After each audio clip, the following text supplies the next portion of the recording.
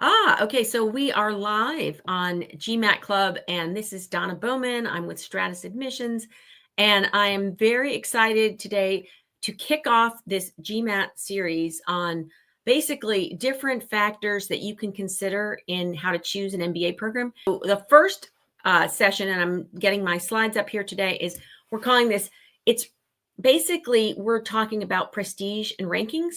But I want to make a bold statement here, and I want to tell you that I'm going to argue for you today that fit is greater than rankings, and that is going to be a more important decision-making factor for you.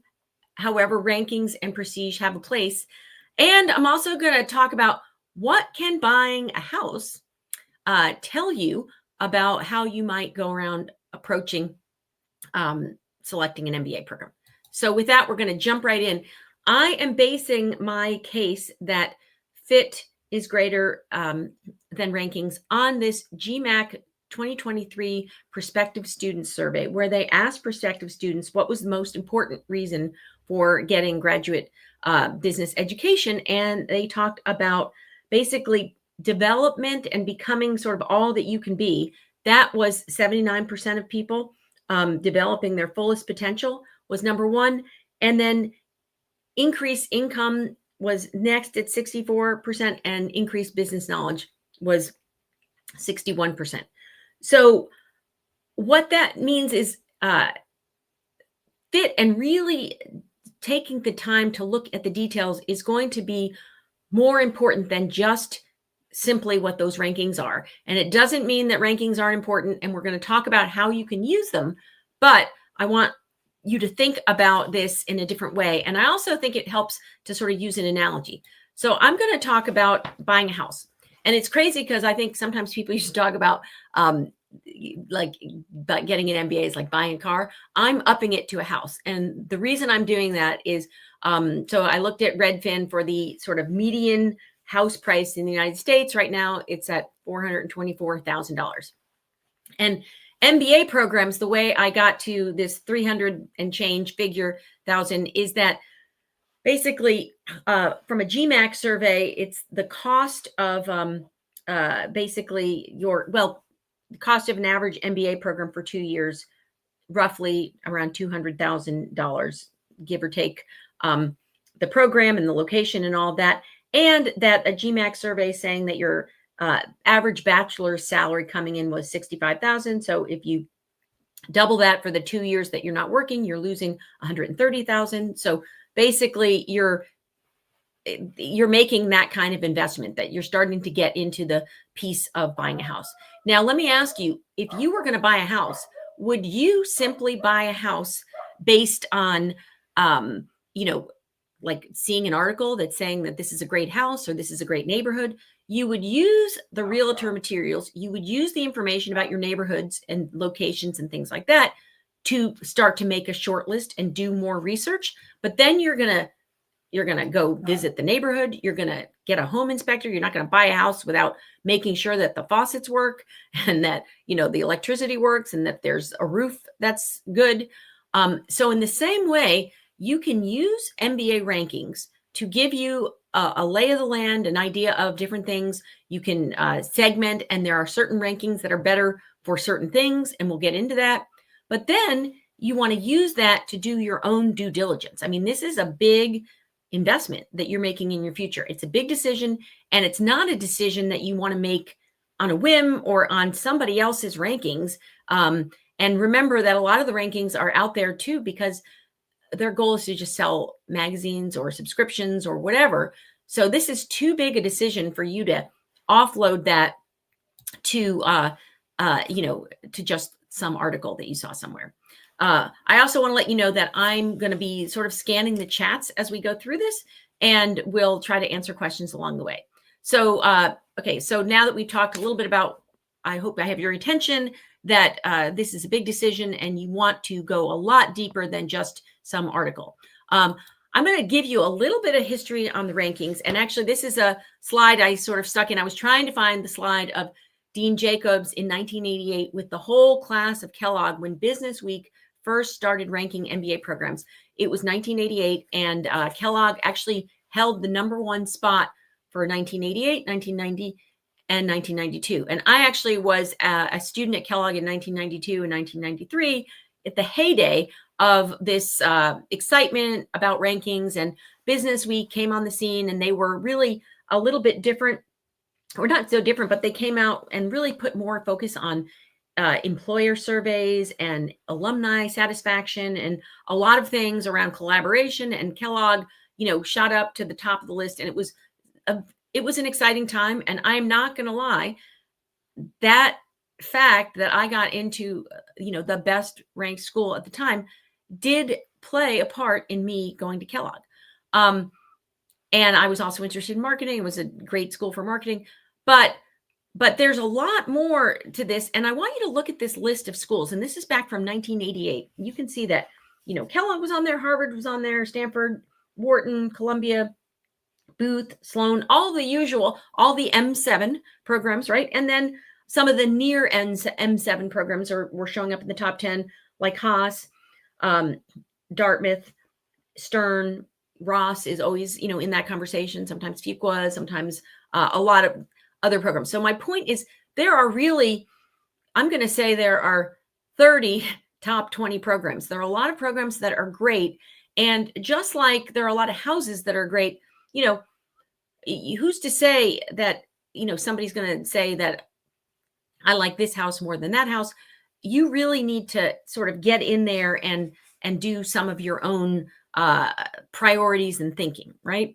So I'm going to talk about what MBA rankings can provide, right? And this is also a little bit of a history of when rankings came in. So we had Business Week first on the scene, and that kind of it sold a lot of magazines for Business Week, right? For them to have that, got a lot of attention, and it got a lot of other people on the bandwagon. So US News and World Report came into this scene in the 90s.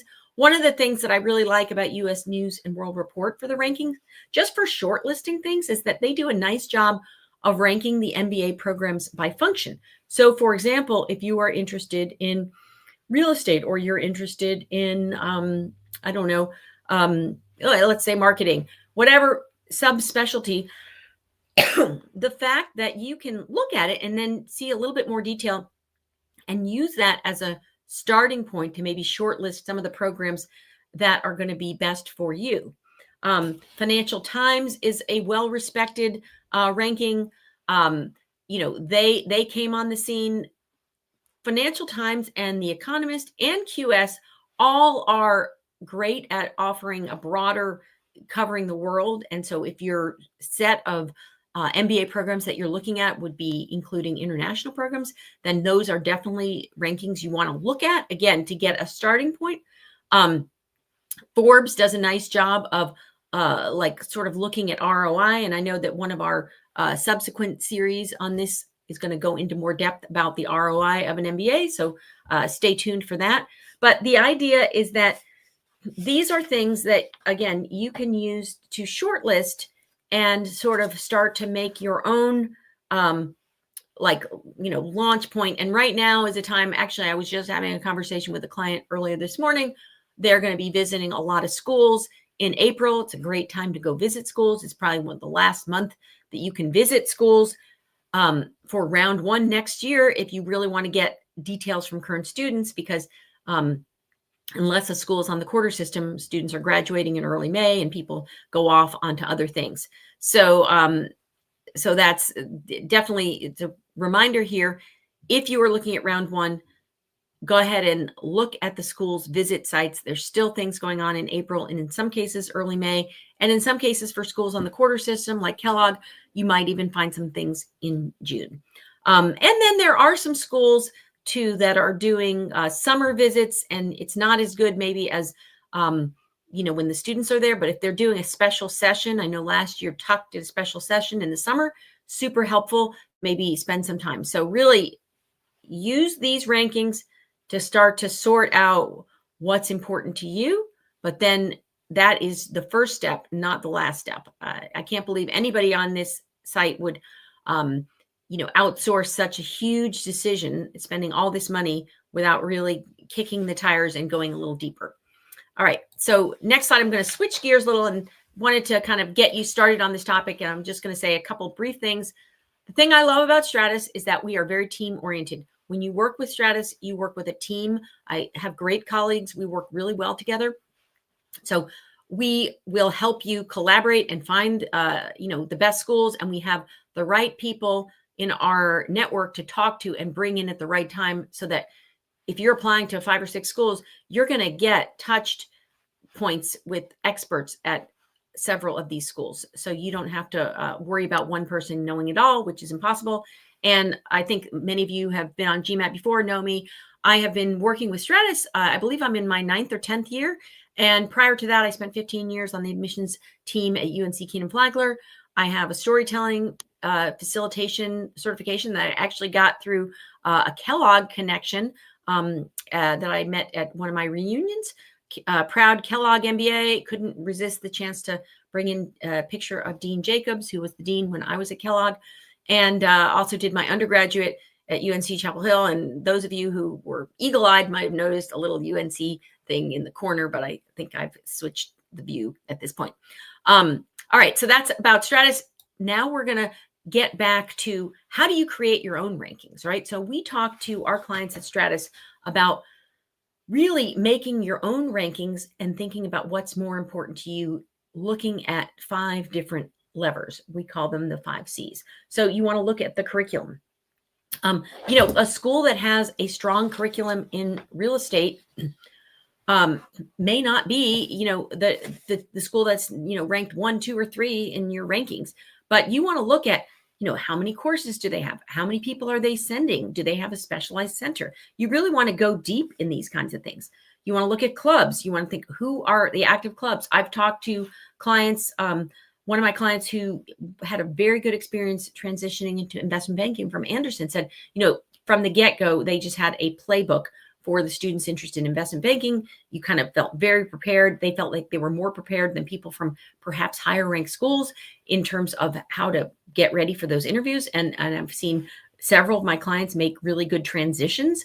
So that's important. I think it's important to look at the community. Again, how important is it for you to be in an environment where you're maybe going to be meeting your classmates later in the evening, living near each other. Also, the cost can be very important to some people, maybe even more important in these uncertain times. And so we can talk about how to build that into your school list, and also competitiveness. And there could be reasons why you might want to use the contrarian theory to think about what you are. And if there's not as much of you at a school, you might actually look at applying to that school because you're going to be more competitive, compelling candidate, and they may be more willing to overlook other statistics for you. So I'm going to dive into these in a little bit more detail, but this is how you can start to build your own rankings that will help you make the best decisions. All right, so in curriculum, let's follow up on that example of electives in your like real estate. You want to make sure that you have a lot of courses, right? In real estate, you want to make sure that there are a lot of people that are actually, going to work in that field. And I'm going to advance this slide and show you kind of a deep dive and switching to sports and media as a subsection. But for example, this was research one of my colleagues did for a different presentation, and I brought it in here. It's the idea that, like, at one point, okay, in terms of employment reports, 9%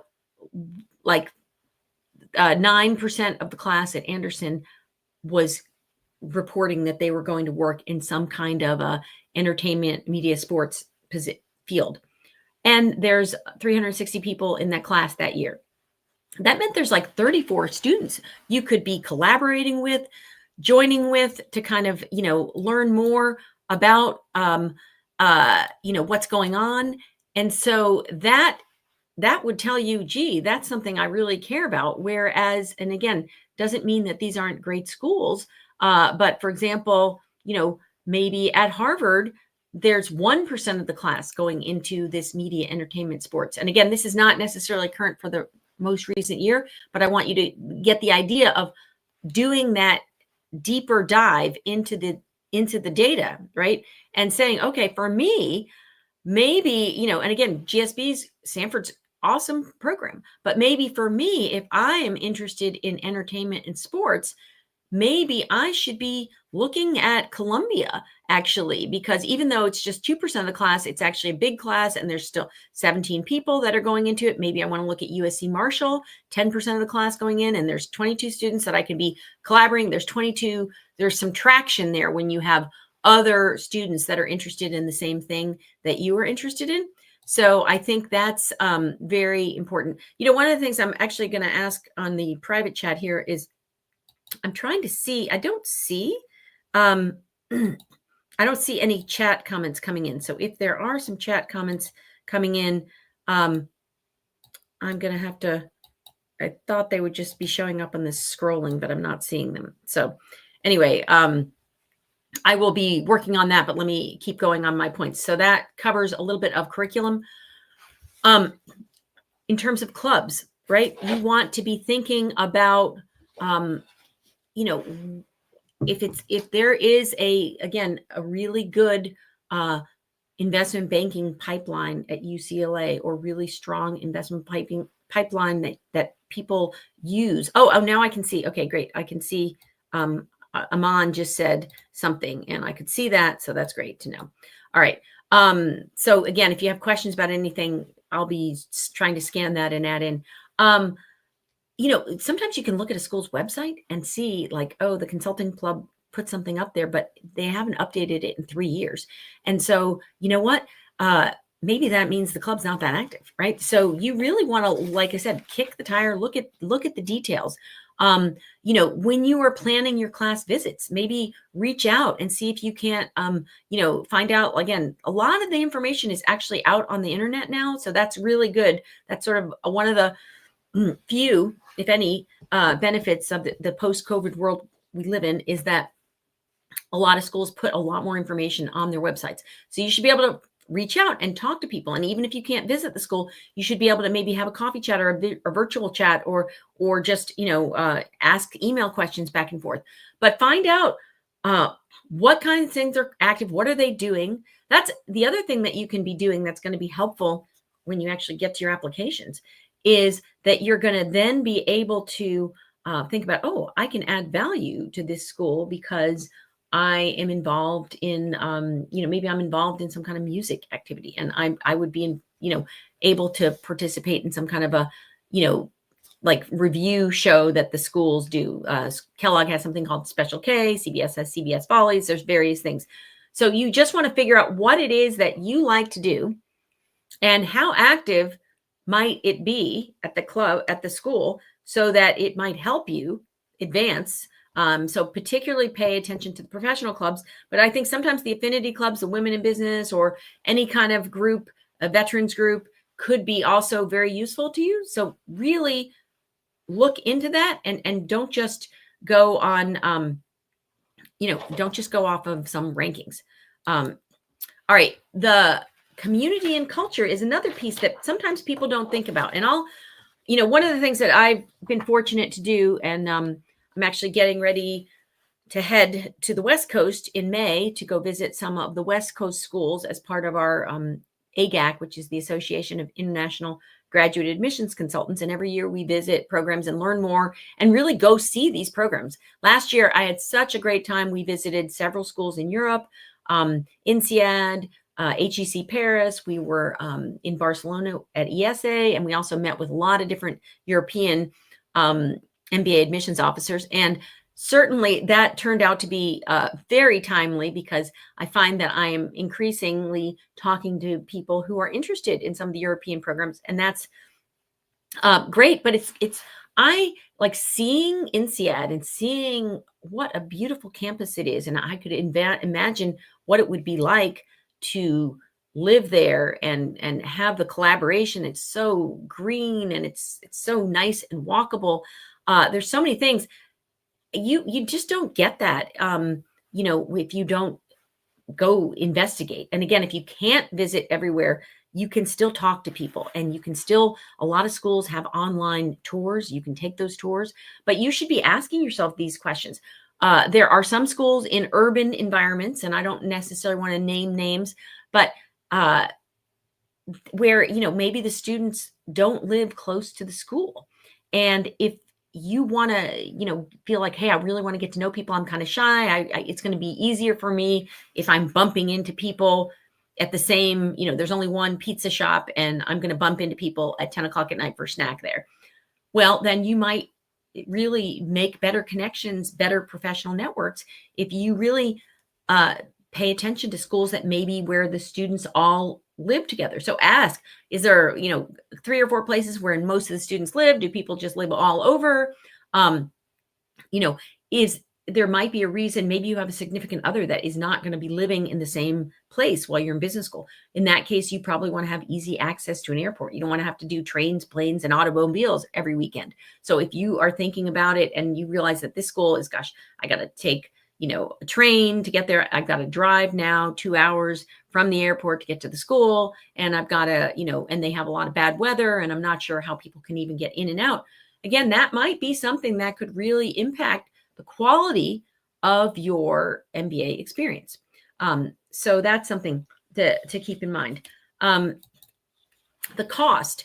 The cost is, I think, can be in this especially important. Sometimes when I have this conversation with all my clients in the beginning, like if cost is super important to you, then you might want to build in some schools where your profile, your stats are actually much higher than the class profile, because you're maybe more likely to get some scholarships.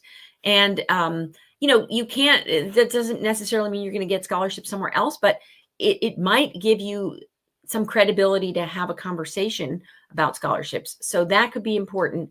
I think that, just thinking about, do I want to go to a school where I don't have to worry as much about, paying back debt so that I can go and do the job that I most want to do? That could be especially important if you are perhaps going into an area that maybe is sort of social impact or nonprofit where the salaries aren't as high. And that's actually another point, and I'm going to advance the slide to get to the next one, but I'm going to still talk about this some more. You may find that that your well, actually, let me stop there, train of thought. But in terms of the cost, you may find that thinking about that upfront and like doing some extra research on like where there are actually some schools that if you do something in, say, social impact or nonprofit, they actually have funds that would help you basically pay down some of that debt and make it so that you can start sort of fresh and not be sort of feeling as burdened, or at least have help on that. So that could be super important. Competitiveness. The thing that is interesting about competitiveness is that, so if you are interested in finance, you might think, oh, I want to go to Booth. But actually, and you could apply to Booth, but a lot of people who are interested in finance apply to Booth, Wharton, Columbia, Stern. Kellogg actually has scholarships for people who are interested in finance, have a finance background, and want to stay in finance. So you might want to also think about applying to Kellogg for finance, because they have an awesome finance faculty and a lot of opportunities. Darden actually has a special scholarship for people who are interested in asset management and various things in finance. And so that might be good to look at.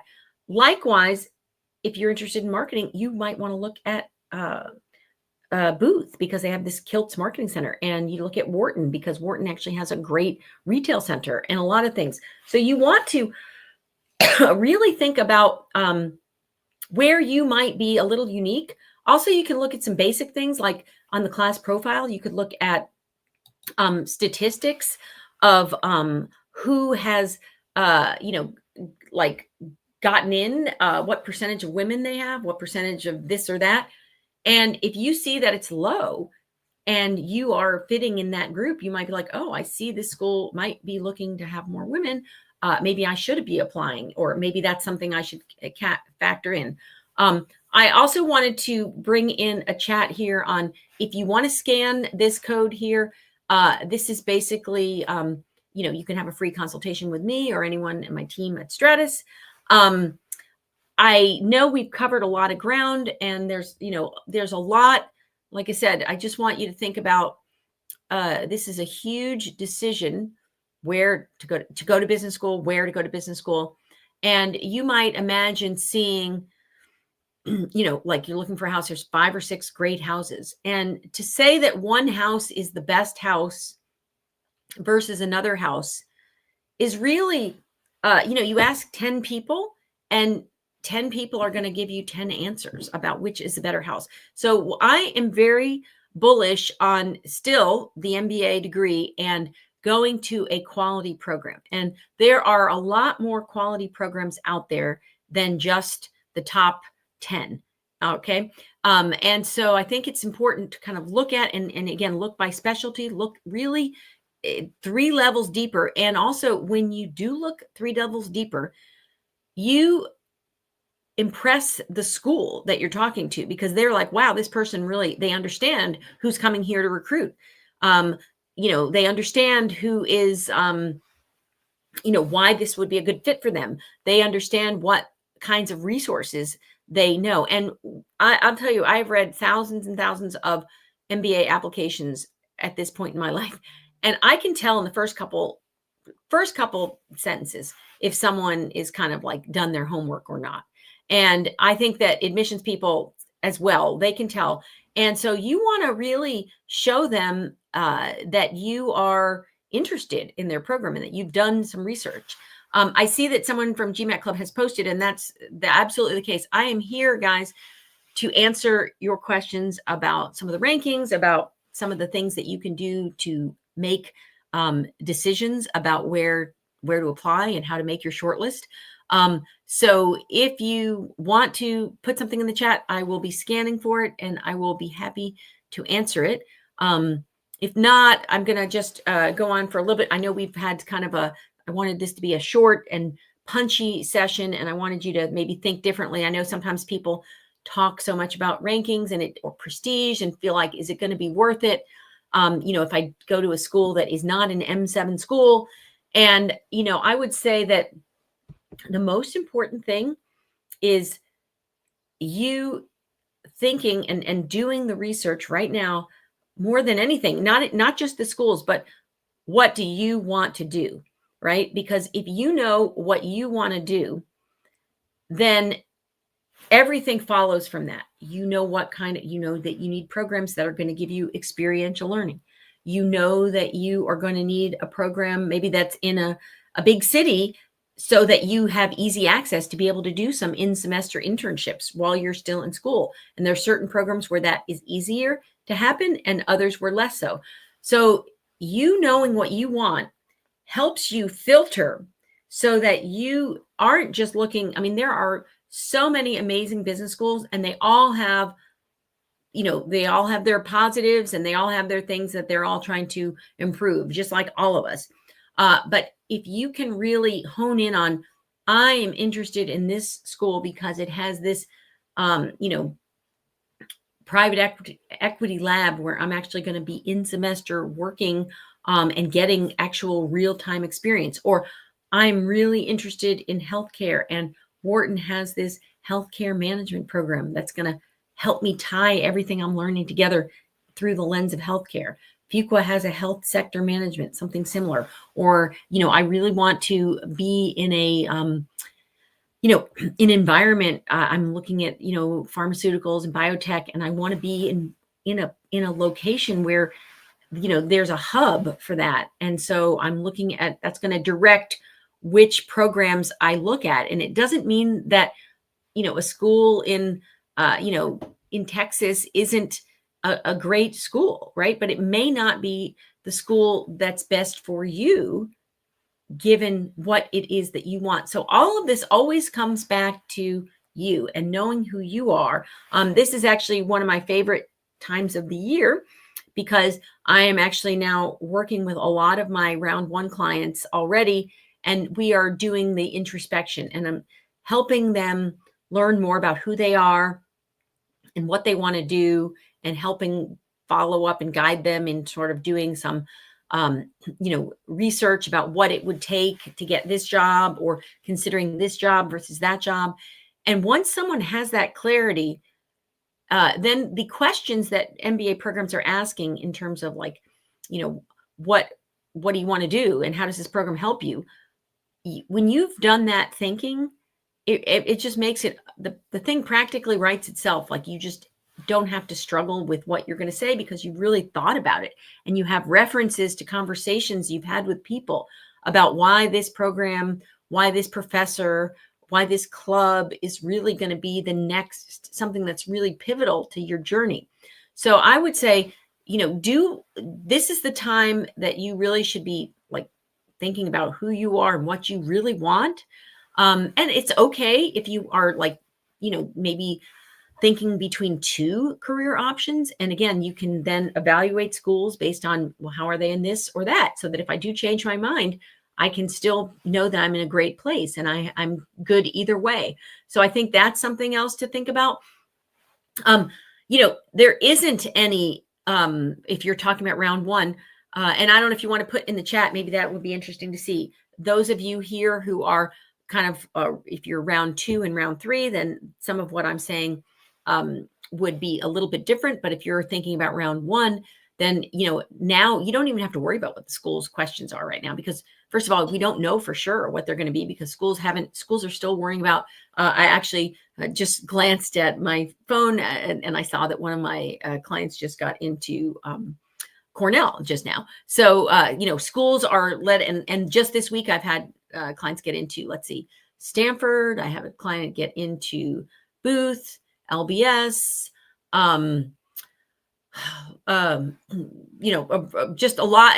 Like, there's a lot of stuff still coming, all in real time.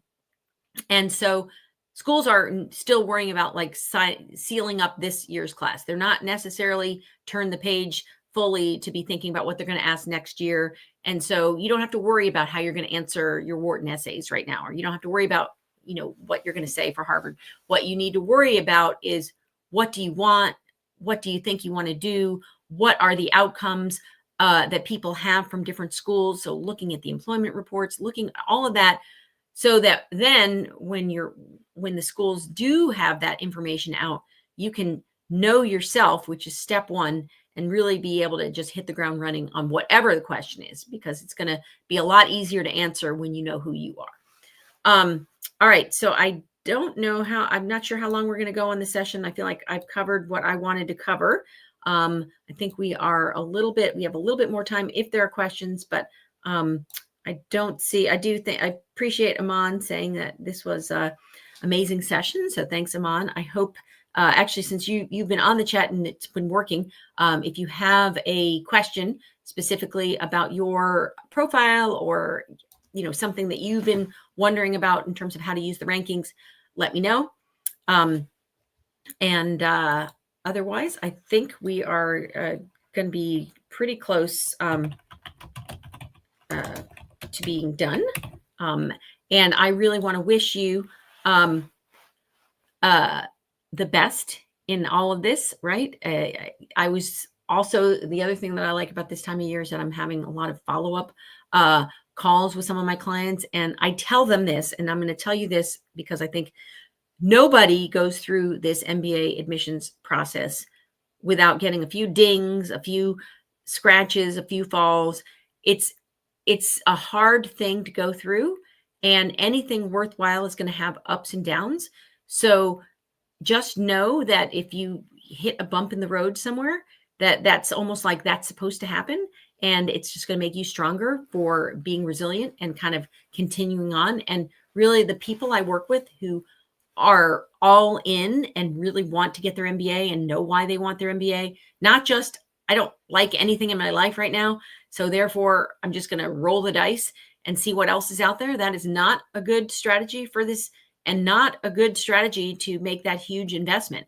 So really spend the time to get to know yourself, use the rankings, as a first step, and then go further and make your own rankings so that you can really hone in on what matters to you. And know that it's going to be a journey, and know that, maybe a year from now, we will be having conversations and I'll be congratulating you. And I'm just like so happy to hear all the good news that I've been hearing from clients about the schools that they're going to and seeing how their life's going to change. So I wish that for all of you. And hopefully this is helpful. Thank you for someone saying for the session. I think we are going to wrap up. Good luck to everybody. And